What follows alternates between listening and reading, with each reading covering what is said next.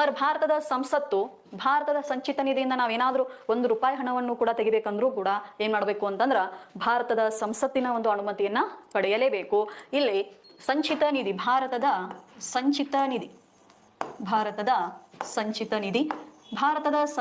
ನಿಧಿಯ ಕುರಿತು ತಿಳಿಸುವಂತಹ ಸಂವಿಧಾನದ ವಿಧಿ ಯಾವುದು ಅಂತಂದ್ರ 266ನೇ ವಿಧಿ ಆಗಿರ್ತತಿ. ಇಲ್ಲಿ ಭಾರತದ ಸಂಚಿತ ನಿಧಿಯಿಂದ ಹಣವನ್ನು ತೆಗೆಯಲು ಭಾರತದ ಸಂಸತ್ತಿನ ಅನುಮತಿ ಕಡ್ಡಾಯ ಆಗಿರ್ತೈತಿ.